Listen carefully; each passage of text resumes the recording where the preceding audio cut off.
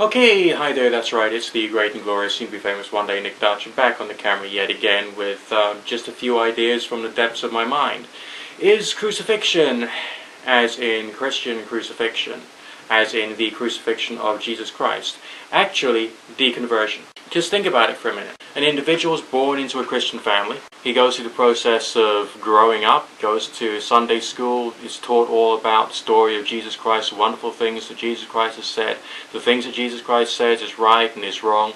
He's given all the hymns in school to sing about, be good, be obedient.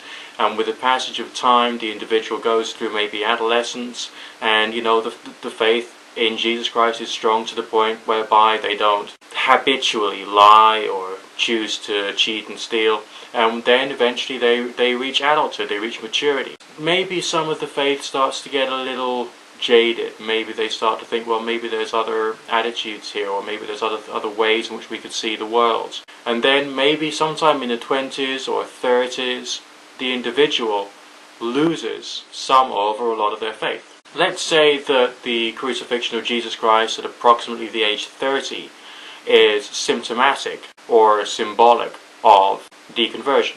The Christ character appears in the individual's life from birth and baptism or christening onwards. The image, the ideas of Christian theology is put into the child at an early age. It remains with the child carries on performing Christian duties such as going to church, going to Sunday school, whatever it is, reading the hymns, reading bits from the Bible, absorbing the story of Noah, and then they reach later life, and then boom, something happens.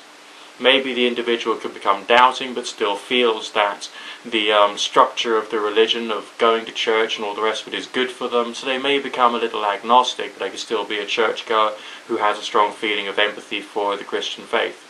Or maybe they'll just completely deconvert and become an atheist. However, if they do completely deconvert and become an atheist, they may still have within them, because of their upbringing, their nice long friendly upbringing, which has been going on for most of their life up to that point, would have infused them with certain ideas, such as it's not positive to lie, but maybe you can get away with it once in a while, or it's not too bad once in a while, but giving false testimony against your neighbour, namely saying, look, I saw you steal that, when basically you didn't see him steal it, you know what I mean? Right? Maybe, getting the perspective of what's right and what's wrong, it's still there within the individual. So essentially the religion is there to bring the individual up to the point whereby they can symbolically deconvert at the crucifixion of Jesus Christ. Maybe.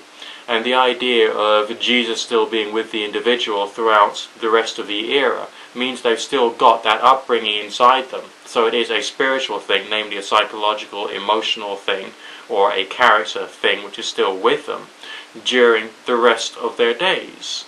So the story of the crucifixion is a very apt representation, shall we call it, of the life of someone born into a Christian family, who goes through Christian upbringing, and eventually either in their late teens or 20s or 30s, then deconverts and becomes either an atheist or an agnostic, but still has that upbringing inside them. Is that a possibility? And is that also one of the intended functions of the religion in the first place? Religions are there to create specific changes within an individual. There are different varieties of religious schools of thought and different varieties of religious exercises which are there to sculpt and change a person and a personality in a different way. So